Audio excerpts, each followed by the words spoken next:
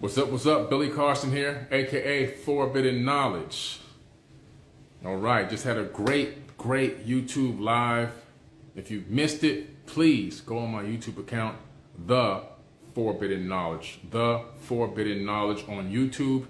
Watch that live I just did.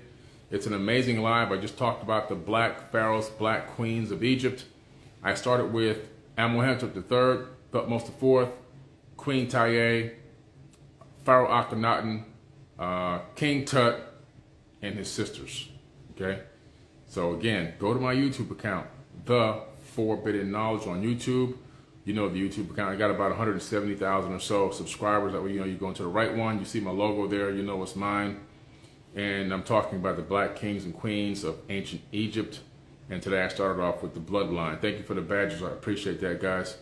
Talking about these ancient bloodlines, and one that started monotheism, one God religion, and that was Amenhotep III, Queen Tiye, Akhenaten, Nefertiti, King Tut.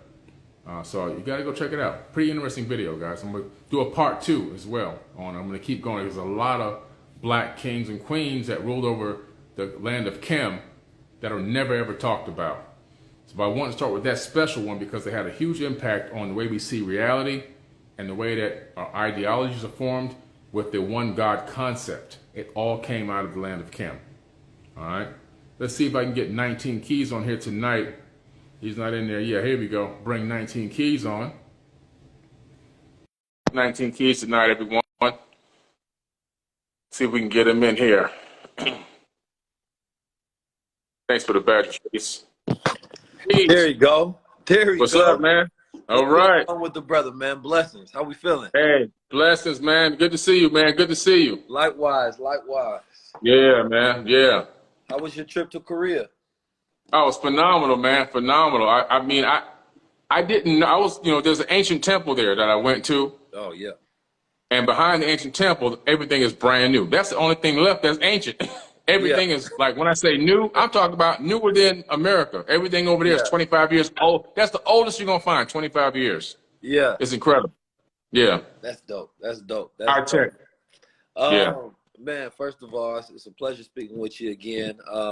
We had a very powerful, viral conversation, high-level conversation the other day on the platform.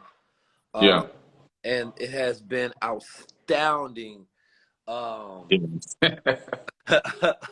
The numbers are crazy. Yeah, people have loved it all over. Everywhere I go, somebody is telling me about that conversation, how it was transformational for them, how it really enlightened their perspective on things that either they had never spoke about, or how it reinforced the fact that there are other thinkers out there like that, you know, subject matters that they were interested in. So I think in that particular way, it was very successful, and I appreciate you being on it. Hey, man, it's a blessing, man, to be on there. You know, it was a great conversation. I ain't gonna lie. I'm gonna tell the people. So I came there with my book, Woke Doesn't Mean Broke, right? Yeah. I'm thinking Earn Your Allegiance, a financial literacy platform. I got the book. I got my suit on. I'm always refreshing my brain on financial topics, so in case no matter what you throw at me, I can answer those questions. And then you say, yeah, we're gonna talk about ancient civilizations and this and that, aliens, UFOs. I'm like, okay. But I kept waiting for the financial questions. They never came. We ended up talking about esoteric wisdom, mystery school teachings, quantum physics, sacred geometry. We talked about, you know, philosophy, theories. It was a great talk, man. It was a great talk. You know, I've spent the better of the last 2 years speaking upon financial literacy. You know, just economic history, information systems, skills, a multitude of different things. So I didn't want to start, and also in the technology realm, from the metaverse, the blockchain, the Web3, the NFTs, and the sort. So I did not want to start off my high-level conversations with the same curation of information, right? Like what I've seen in a lot of people platforms, and what I've seen is a lot of people really just following the same formats, right, in different structures, and not different structures, but you know, with different shows and different schools but it's the same thing. It's nothing refreshing and new. Just a slightly different spin on something. Right, and it's like that's not good enough. Number one, to capture our people's attention. Mm-hmm. And then number two, to be worth our people's time. You understand Yeah. me? I know what we fight against. We fight against the backdrop of mindless entertainment. So what we have to do is have mindful entertainment, you know, Yeah. and at the same time, not just entertainment, but education. So I wanted to start these high-level conversations with a curation of higher consciousness. Yeah. And that's what we've been starting off with. I haven't even got into my economic bag. I haven't got into my tech bag yet with these conversations. Because once we dive in there, we will dive in. There's a recession that is looming. So I have to make sure that we get that information at the same time. But I want to make sure that we curate it and we vibrating high. You know, Yeah, and man. you definitely can. And we ain't even, and this is why, so everybody that's here, you all be the first to hear it. We're definitely doing a part two. Yeah, we have to. If y'all want to see a part two, I need y'all to drop the UFO emojis. Drop the I don't know if they can drop UFO emojis in this chat. Maybe in the chat. Yeah, they can. They can drop it in the chat. The UFO Yeah. emojis. So today, have you been keeping up with? I believe there was a forum on UFOs today, the 19th. Tonight, the 19th are considered to be very high-level observational days, right? Yeah. And I know that they've been dropping so-called information about UFOs today. Have they disclosed anything that you found interesting? One of the things I found interesting was the fact that one of the former military pilots said that we almost had several close encounters where we actually almost collided with these UFOs. They call them UAPs, obviously, UAPs. Right. But they almost actually, they just, within feet of each other, almost collided with some of these things. And so they've had several real close encounters where they almost crashed into them. Pretty interesting. I don't think these things would let them crash into them. I think they were just showboating and showing us how much power, what I'm saying, the skill they got with these technological craft and how close they can come. But I don't think they was going to let them hit. They're just showing them, hey, man, we got something a little bit more powerful than what you got. Yeah, and that also speaks towards the fact that, their technology had no say-so in the encounter whatsoever, right? Because these must have come out of nowhere where their radar was not picking up, and it was up to the aircraft and whoever was flying it to decide whether this was going to be a collision or not. But like you said, it definitely sounds like they messing with them. Now, I don't want to completely turn this into a high-level conversation, but it's hard not to, when two minds collide. But Project Bluebeam, how do you make out from, Behold the Pale Horse and Project Bluebeam, and how they were talking about that they will utilize UFOs as a tool to basically help usher in a new world order by saying that, okay, they're going to have a psyop where they fake a UFO, right? And then they control the circumstances of it. The people get fearful, right? And then they utilize that to usher in more world order. How do you make a distinction between the reality of UFOs or UAPs and government psyop programs that it could possibly be? Yeah, the thing is, you have to understand that people are listening.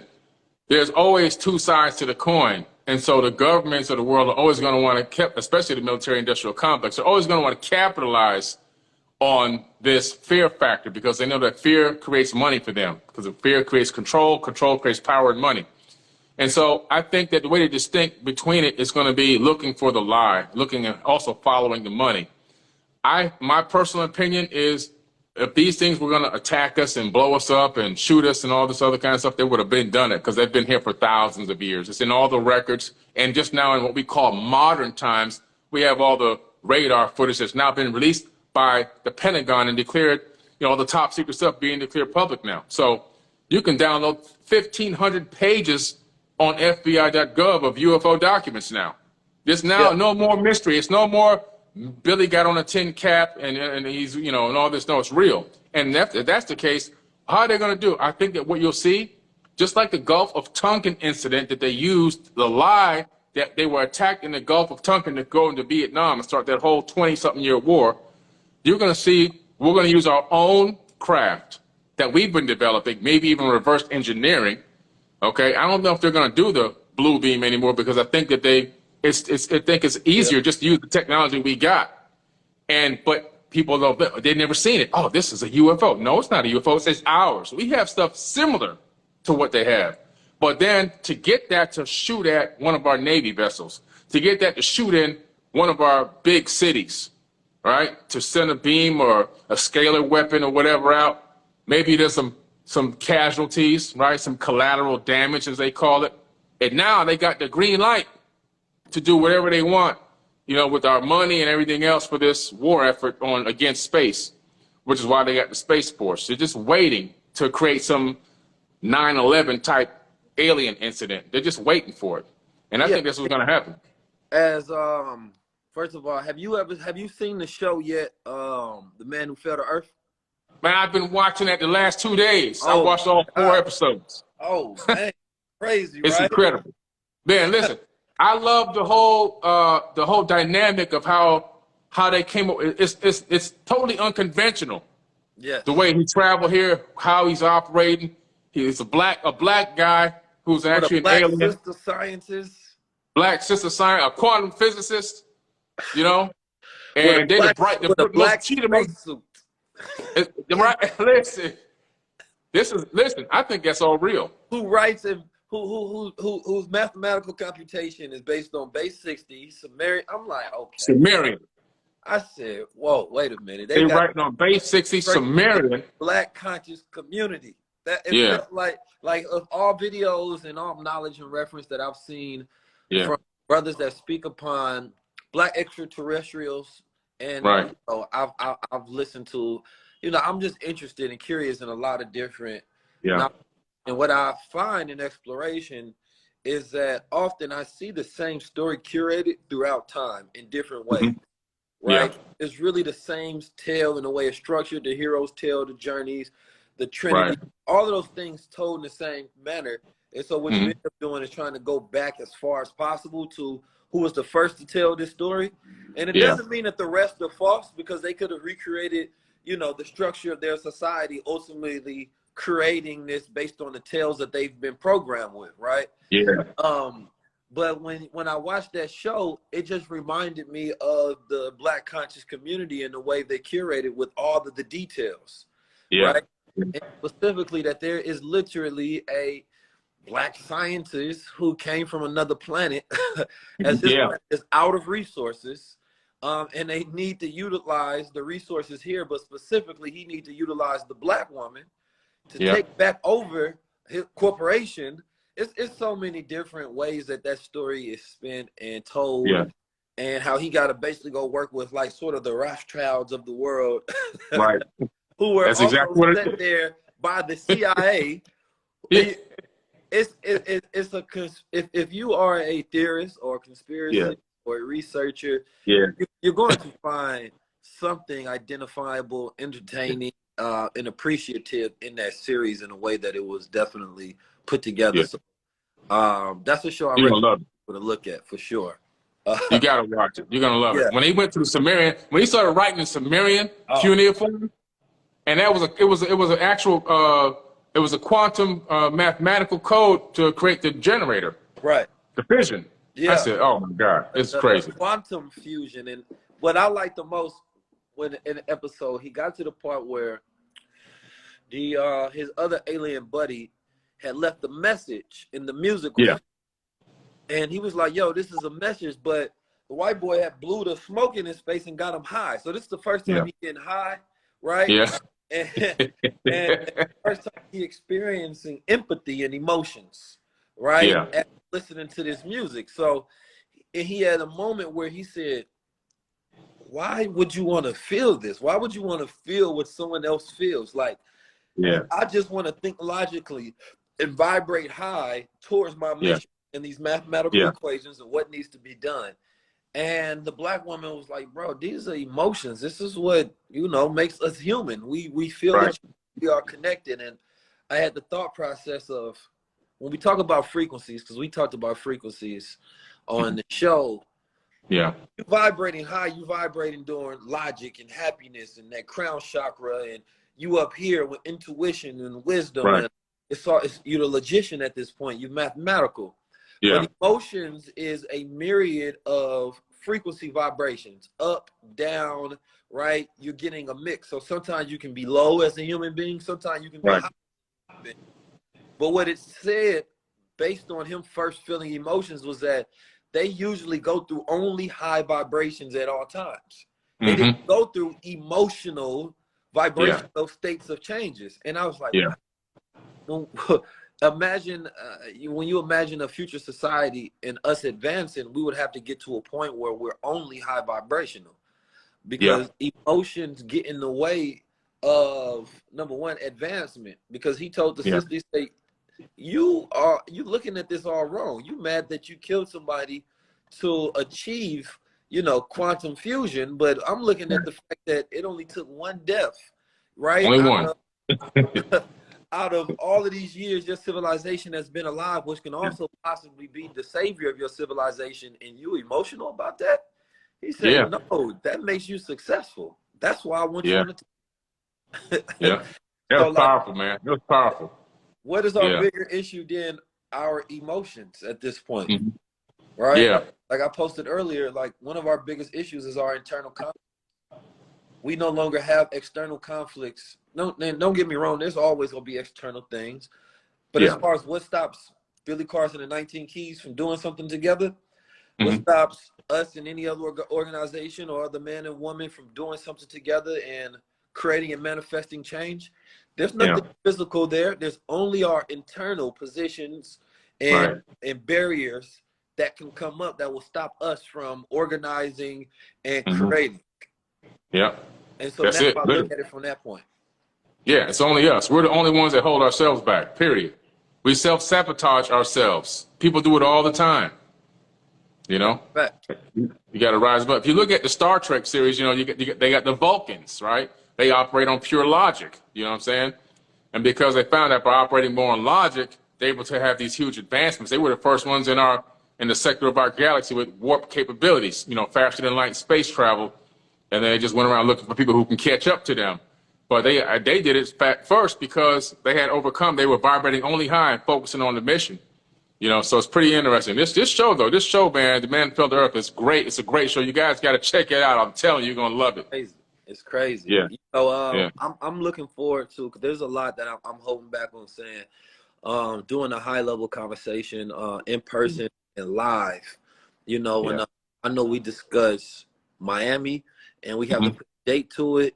And I'm ready to pack it out. And there's a lot that I want to just go in depth on and just do something different. Y'all gonna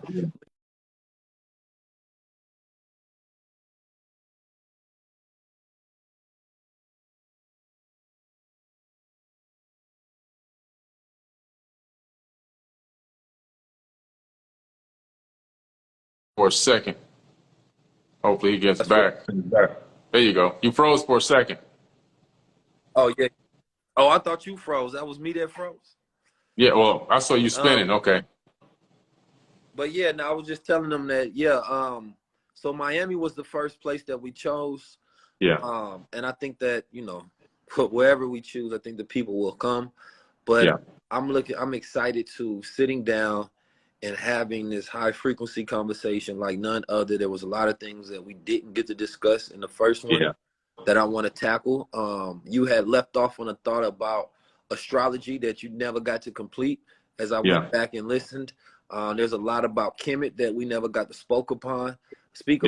And there's deeper things in the layers that I've heard you speak upon when it comes to DNA that I believe we can go deeper into. And then also speaking upon some of the ley lines and grids and some high vibrational places across the planet Earth, right? And I think that'd be dope. It's you know, it's a multitude of different things that it's a lot. I mean, it's a lot. I mean, you saw me stand up and speak for 12 hours straight at the Egyptian Mystery School. So there's a lot we can talk about. We'll never run out of topics.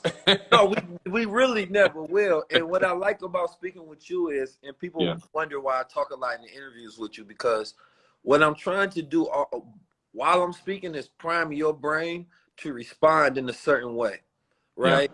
And so there's certain people that when I have a conversation with, I want to throw out a myriad of perspective and thoughts that by the time you respond, it forces you to respond in a particular way.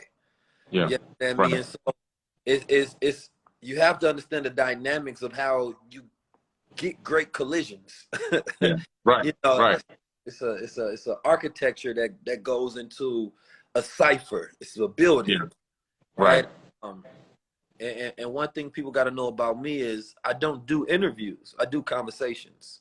Right. So Yeah. as I speak to Billy Carson, there's certain things I want to speak to him about. There's certain things that he prompt me to want to say, Mhm. because I know how it evolves the conversation along. Right. Gotcha. Yeah, man. So, and by the way, congratulations, because your show, High Level Conversations, your podcast on Earn Your Leisure, right now you have the #1 podcast, and you have the video that we did, which is the #1 viewed video on the entire platform. It's #1 right now. There's no other video that has more views than that video. It's 1.3 million something right now. Yeah, going towards 1.4. And this is organic. This is not with paid advertisement. This is No. not none of those things. This is just pure information, you know, and Yeah. knowledge. And I think what it represents is what the people want, you know. And Yeah. you know, that's a difference in perspective sometimes, right? And you said something towards the end of our conversation was that, you know, you were happy to have a conversation with someone who has different perspectives, but respect, right, your perspective and the dimension of thought that you come from. And that's, Yeah. I'm always a student. I'm always open to learn and understand, Right. in part, and, you know, depart with more wisdom as well. Same here, man. Same here. I love it because you can't. Once you think you know everything, that's when it's over. You know. So I'm always learning. Yeah, always expanding and then trying to take parts of what your concept, your ideas, and I go lay back and I meditate on it a little bit. Then I dig in, do some research on it too, because I want to know. I want to gather from everybody. You know what I'm saying? Everybody, like I said, has a piece of the puzzle, and together we can make a great painting. You know, That's you put that puzzle together, it's a art, it's a piece of, it's a work of art, and that's what we're trying to create, a work of art. And I definitely know some interesting perspectives and forms of thought that may not have been entered into your universe. And Yeah. I love when I see those two things intersect and interact. Like even just with the Nation of Islam and UFOs and the Yeah. full breakdown of the mothership and how the connection between the Black Muslims and UFOs throughout, you know, U.S. history is an interesting intersection that is normally not curated and spoken upon and you know, for lack of better words, UFO communities. Yeah. True. Very true. So I think Yeah. that there, that history where it intersects and where it becomes culture, Yeah. and how it starts to take on its own culture, I think is a very interesting perspective just in Black history in America that is never discussed widely. I think that that's one of my missions is kind of sort of to intersect that as well. Yeah, that's huge because we need it. You know why? Because it's been frowned upon to even in the Black community to talk about UFO sightings and encounters, phenomena, paranormal activity. But the truth is, it happens to every single one of us. It happens to everybody, and so people they hold it in, they hide it because they're afraid to be ridiculed. But in true reality, these are the kind of things we need to talk about, get out in the open, and you know, ponder on it and let everyone know that hey, it's okay to talk about this stuff and talk about what you saw or what you think you saw or whatever it is. It's not something to be frowned upon, because when you have literally hundreds of millions of people saying that they've seen something over the course of thousands of years, no longer can you say it's just a coincidence. Right. You can't. And Yeah. imagine, I think why a lot of Black people, it's funny because we could believe in a lot of different spookism.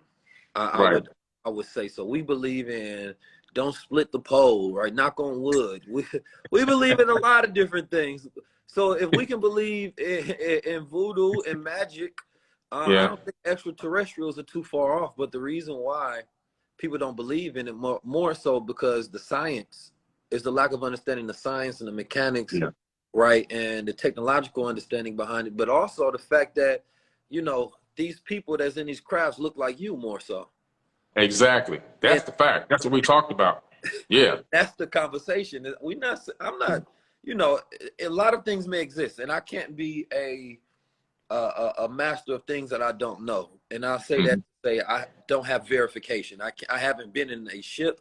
I haven't been UFO, and I stopped one of the people and was like, bro, you know what I mean? Let me check your ID. I haven't done that. But I can say based on scientific fact and understanding and history and the information that has came out and what has created the world-shaped view of it, that these people, for the most part, sound like they look like me, you know? That's right. And I would be interested that if some of my people, right, or people who look like me, because I think that we extraterrestrial in the first place. I think that when you go look at the history of DNA in this country, in the world, I think we find some interesting things that I don't think Newton or any of those other, Darwin rather, I don't think that they can account for whatsoever.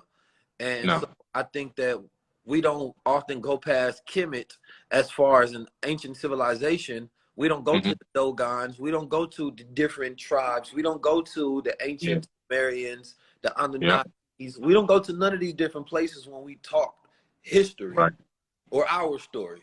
So I think even that is literally going and looking at Black history. Like, it is. To me, that's what that is. So I think that because when you grow up in America specifically, you're only given certain books of knowledge to pull from to be, you know, fact. Right. That's it. And that's all you get. If you want anything more, you got to go dig for yourself. You know, and that's why it's our job to bring that information to the forefront so that people who have been programmed with not a complete full story need to get the full story. And that's where we come in, to bring them the full story and bring them the knowledge and the wisdom and the fact points that they can go check for themselves. That's a fact. You know, you can find some very interesting history and the way that we've told stories back in the day. And we try to make sense of it based on how we understand reality now. But also what we know now is limited to our education and our culture and our language. And so, but when you go back in the day, you know, they could have been speaking direct. Some were just, when they told stories, they were speaking direct. It wasn't a metaphor. Some things were metaphors. So to understand the nuance of language, what was a metaphor and what was fact, right? Because it's easier for science to say, well, because this don't fit in history, that's a metaphor, right? And because this does fit in history, that's a fact, right? And so the person is going to go whatever their cognitive bias is. Right. So I got to do my own research. Exactly. You know, either they're going to tell you it's a myth, you know, but and the majority of the stuff they're going to tell you is all myth. It's mythological. But you find out when you go deep and dig deep and go into these texts, and this stuff ain't mythological. This stuff was real. It's realer than real. You can't show me in your science books or even some of your religious books where it accounts for, you know, certain things that existed on the planet Earth. And that whole entire, you know, part of artifacts that don't fit into the storyline in history that they discard rather than try to make sense of it. If you find today, if you are a scientist or you a historian or an archaeologist and you find a piece of metal that had to be man-made, which would represent a scientific knowledge, but it was 500,000 years ago. How do you fit this in to your timeline? They don't. They can't. They can't. Throw it in the vault and they just don't exist. That's what they do. And we've got dozens of those kind of things. You know, they found a pot that was 300 million years old, artistic, decorated, you know, pottery. How can it be millions of years old? Millions. You know, and how do we know the age? Because the level of earth the depth of the earth that they found it in, the deeper you go, the further back you're going back in time based on the layers. And that's how something encrusted in that layer, we know exactly what era that thing existed. You know, and there's dozens of these anomalies that exist on Earth, or these technological things that are around, that are sitting in the backs of museums that they don't want to talk about. No, that's a fact. I mean, and come on. Somebody mentioned the Vatican. I'm sure the Vatican has probably the Vatican probably has the best collection of artifacts on the history of the planet. You know, they got everything. But also, nobody has jurisdiction there, so nobody has the right to see it. Right. Like, exactly. About that. And the Pope is literally said to be the ruler of the world. That is his title. That is one of his titles. The ruler of the world. So when you see like the Pope get, you know, the Catholic Church got bailed out because they had so many accusations against them, and not just accusations, but actual crimes that they were guilty for, that they had to pay out for, that the U.S. government had to give them money so that the church can keep running. Or was it is it the U.S. or the U.K.? But the reason why is because shit, they run the world. They run the world. They got to give them the money. Well, before any country goes to war, they usually consult with the Pope. Yeah. But when you understand history, you know, we talked about time. And you know, when I came from Egypt, it's funny because our conversation was pre-Egypt, my Egypt trip. And we really got to discuss some of that. One interesting thing that I seen was we talked about how the Egyptians, you know, basically created time so that they could track, you know, agriculture utilizing the Nile River, and how they got so many people to work for them was they took care of their people basically. And the way they was able to take care of their people was by creating these agricultural systems. You understand me? By understanding different times where, you know, they can grow foods and grow crops and utilize the land. Yeah. And there was a story where they got the what was the Temple of the Monkeys or the Mummy Monkeys or something of that nature. I forget what it was called, but it was where they had opened it up and they found a bunch of monkeys that were mummified, right, when they got there. And it was baboons, I believe. And the ancient Kemetic people, Egyptians, however you want to call it, whichever time period it was, said that they believed that the ancient monkeys worshiped the sun because they would run to the sun, they start beating their chest like this. And but realized later though, was that, you know, the baboons, of course, they get cold, much colder during the sun hours once they go away, right? And they have the exposed part on their chest. So as the sun was coming out, they would walk towards the shade, and where the sun would meet it, and they would expose their chest towards it. And so once it all the way to its peak, they would be at the top, beating their chest, trying to warm up. But the Egyptians interpreted that as basically like their alarm clock to let them know what time it was. And so they utilized the monkeys to represent time. So they would have 12 monkeys that represent the 12 hours of time throughout the day. Right. Yeah, I think that was at Kam Ambo in Egypt. Yeah, but that's that's an accurate story. Yeah, crazy stuff, man. You know, there's so much stuff we can talk about. I really can't wait till we sit down and go live. Do a live podcast. Everybody can come down, have a live conversation. People can come down to the event. We're going to find the venue and get all the information out to y'all. Yeah. You can come sit down with us, and we'll have a live event, and we'll have a live high-level conversations by 19 Keys, and it's going to be mind-blowing. I guarantee it. Yeah. So what date you thinking? What was that date that I had text you? Because that day was still open for me. I think it was. Let me look. Was it July 14th? Let me look. See if you can find that right quick. And I think I already have an idea for the venue. I did a TED Talk in Miami, and the venue was perfect. So we're going to reach out to that venue and see if we can use it for our live. All right, July 9th and 10th were the dates. Okay, gotcha. July 9th and 10th. Okay, so we'll pick either July 9th. 9th is a Saturday, 10th must be a Sunday. Yeah, so that's 3 weeks away. Okay, so we will have an answer on the venue most likely tomorrow. And then from there, we'll know which day that they can let us use it. And then we'll get all the marketing promo pieces out. We'll start going live and talking about it, letting people know how to come down. We'll get an Eventbrite link set up so they can, get all the information and get down there and participate in a great high-level conversation with us. Yeah, and I'm gonna be prepared. It's funny.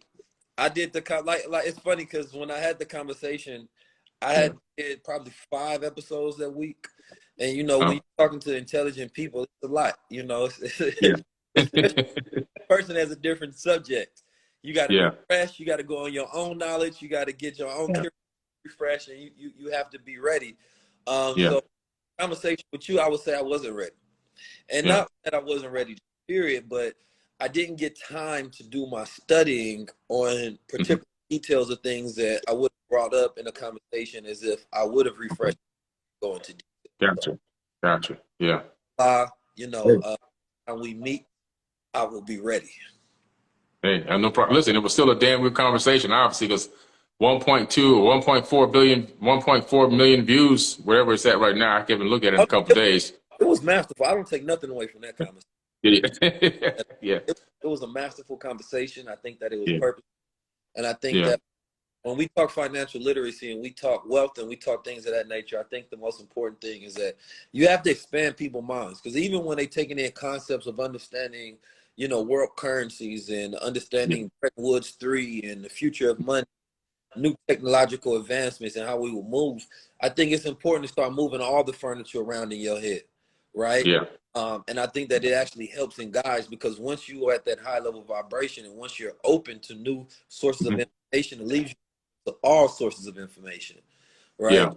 Economics is going to be an integral part of this conversation, and there's some things I want to talk about the Sumerian economic system as well, Okay.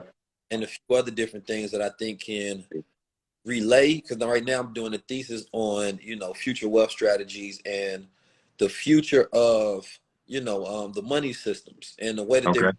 out. And there's a few thought leaders in the world that have a lot of power. So once they release certain information, the rest of the world Mhm. follow, right? And Gotcha. the Hmm. paradigm has already shifted, but I connect that with the entire new world order because that's what we're dealing with. And Hmm. when we were younger, specifically when I was younger, and you as well, but that word new world order was definitely just a conspiracist vibe, right? Yeah. But now Yeah. now it's just, bro, this is just the way the political structure and landscape is turning out. Yep. It has nothing to do with this man is tripping. He just, out of his mind and making stories. The president is going to tell you. The World Bank Yeah. will come out and tell you.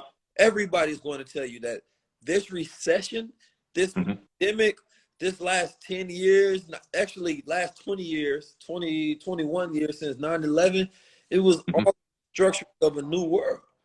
Right. Yep. So there was All of it. years between 9/11 and COVID-19. Hmm. And there was 19 hijackers on that day. You understand? Yeah. So, they say 911 for a reason because it was a state of emergency. Right? Yeah. So you have to Yeah. understand that we are now entering into a new world order and a new structure. So you Yeah. need during that time.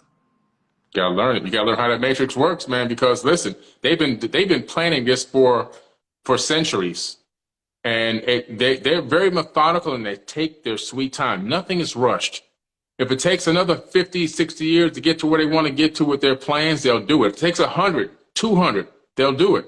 Mitsubishi, they have a business plan for 250 years. Mm. That's what their company plan is, 250. When you look into these ancient texts, these guys were planning for millennia in advance. They were planning for what they want to see thousands of years from now on this planet. There's one tablet where this guy tells his sister, and Lil Texas tells his sister, Ninma, you see this crystal tablet? I have on this crystal tablet the plans for all time on Earth. You know what I'm saying? So they're not planning for like the average Right. person's worried about when I get my check on Friday, I got to pay this light bill and this cell phone bill, then I'm going to go get me a new outfit. No, these people are thinking about millennia ahead. That's a Millennia. That's why I got legacy behind me right here. Legacy. Because if you focus on building legacy, then that's all you got to worry about. Your current abundance is always going to be guaranteed. that's a fact. The Honorable Elijah Muhammad talked about the 24 scientists Mm. that is a council of the 24 scientists who would predict the world events and affairs. Mhm. And I always thought about that because in order for those predictions and those scientists to be true, that there would have to be men and women who worked with the projection of their thoughts in their mind to produce that reality. Yeah. And if you look at institutional structures, they are created that the thoughts are projected into the youth, into the world, into the citizens to produce the projections of the masters, right? Yeah. And so when Mitsubishi, which is an entity, right, Mhm. creates, what's known as thought form and can Mhm. project into the minds of the people, you become like a worker bee, Yeah. produce geometrical figure of that thought. You understand? Yeah. The reality, and that's something I want to talk about. Well, there's thought forms, and maybe if y'all lucky, we can get into egregors. You understand? Right. But that's some deep knowledge. Maybe we might have to do that on a, on a covert high level conversation, and only Right. NFT. I might have to do Yeah. that. And I say that I'm not trying to be all clandestine about it, but it's just certain information that I don't think that the masses should be privy to.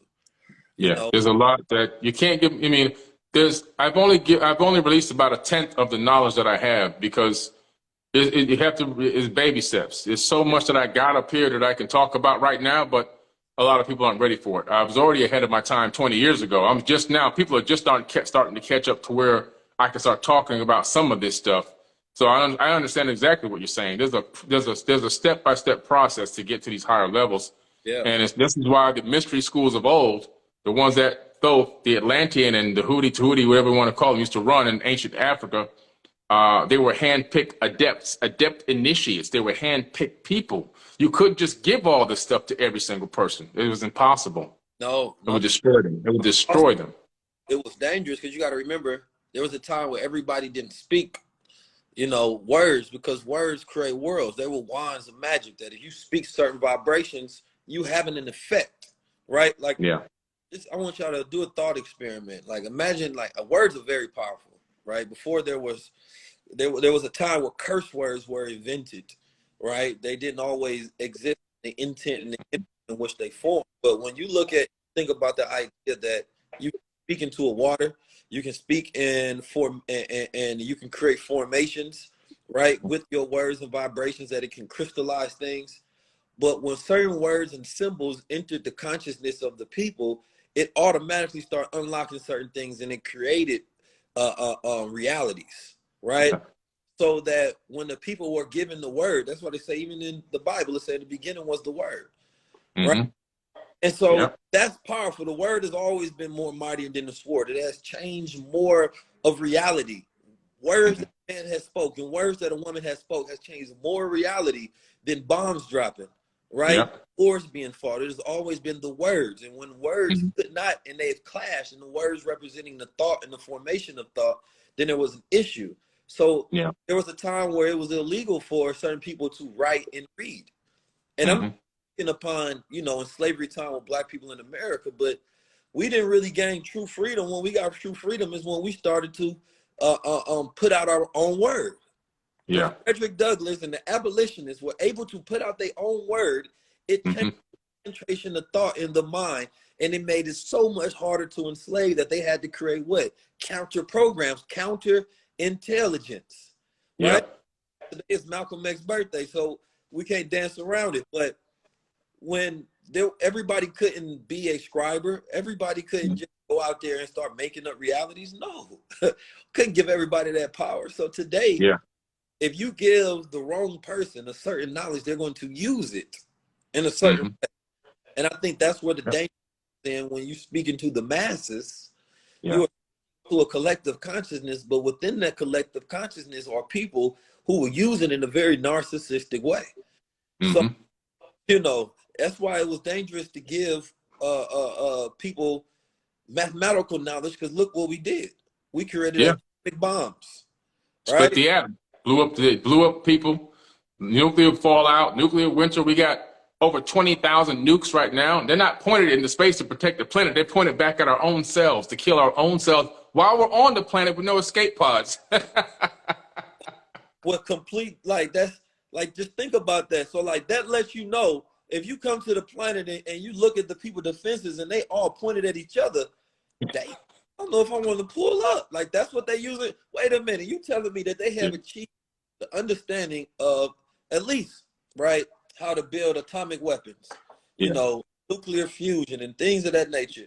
And they started to master some of the chemistry on their planet, but they use it to murder each other. This seems very to the point of life. So things, especially those who are in power, are not worthy of certain. And this is why it took us, not us per se, but it took, those who are in those positions so long to crack the mathematical code, because there were schools that hid it from them for so long. Remember, it took groups of Black women to go into NASA to help them crack the codes. That's right. Hidden figures. Without them, there'd be no space travel. There'd be no satellites. So if we never shared our knowledge, think about this. But this is stuff that we've had in us. That means that we had the codes in us. And once we cracked the codes in us and they started to work us and use us, then they started to crack the codes for themselves and use it for themselves to be in position. Right. And this, Absolutely. you may never see your value, but they always seeing your value. They're energy vampires. They siphon it out of you. I mean, before computers existed, the machine that we call a computer, the word computer was for black people, black women. They were called computers. Computer, the machine, that came later. That came later. Black women were called computers. They were the first computers, and that was their name. They worked to get trajectories for splashdowns, for intercepts, for trajectories for launch windows, for all this stuff. Different levels, different heights of the atmosphere, for potential orbits, how to obtain stable orbits. All the stuff came from black women. They were hidden figures. They were called computers. IBM came almost a decade later. Come on, man. Yeah, man. Y'all happy with Bill Gates? Y'all Bill Gates. Come on, what's those boys say? We did it first. Yeah. Y'all ain't listen. It's a lot. I hope y'all are a level of conversation, man. You understand me? And also, I'm gonna let y'all know this. This is how, our lack of appreciating our computers, right? Our black women, specifically within the community, led to, where we are today. And, our computers are they back to work. They back to understanding their value, and they back to computing and figuring out exactly what they can do in this reality. And the powers that back to utilizing those computers so that they can have that same brain power. They can try to power in the atmosphere that they are in. So once we get back to that realization and we learn how to have collaboration, right? I think we'd be solid. But imagine that, our mothers were computers. You understand me? Not only that, because you can, and I'm gonna close on this point. Yeah. When you go to Kenya, they had a technique where they would do essentially brain surgery, right? Because there was this particular issue that arose, and I forget when I was in Africa when I was learning about this, and I got to refresh myself on it. But there was a way that they would do brain surgery, and it was because it was a knowledge that was passed down, that the grandmothers, you understand me, and the mothers knew how to do it on the people, right, that was in their tribe. And it was saying, though, is a lot of that knowledge is now being lost because the newer generation is not interested in it. And natural erosion, right, of our wisdom and our minds and our evolution is that we're no longer interested in the magic that's passed down, in the mathematics that's passed down, right? Yeah. And each generation starts to become less interested in the wisdom of the previous. Why? Because we now have computers, so we no longer rely on our ancestral computers to pass us down wisdom and knowledge and understanding. So once we get back to that, and that's where we go crack some codes. Once we get back to that, the possibility of stopping us becomes impossible. Yeah, absolutely. That's true. True. Hit it right on the head, man. Listen, I don't even want to add nothing else to that. High-level conversations, 19 Keys, Billy Carson, Part 2, Miami, July. Either 9th or 10th. I'm going to get the official date probably tomorrow. We'll know an official date when we can lock in that theater. That theater is perfect because it has a nice high stage, great sound system, and a stadium seating going all the way up. I think it could hold at least 200 people in there. So I think it's a nice spot. We should do maybe 10 people, maybe 5 to 10 people where we do like a VIP dinner. Maybe we can do an NFT, maybe like $1,000 and let them come and partake in a private high-level conversation. Sounds good to me. Let's set it up. We'll get it all worked out, man, get it all set up. The people are going to love it. They're going to love it. I look forward to it, brother. I appreciate you taking some time off your spaceship to come talk to humans, get me and impart some wisdom. As always, my brother, it's always a pleasure. Yeah, man. Hey, peace, man. Appreciate you, brother. Thank you, man. Likewise. Later. All right. Catch y'all later. Peace.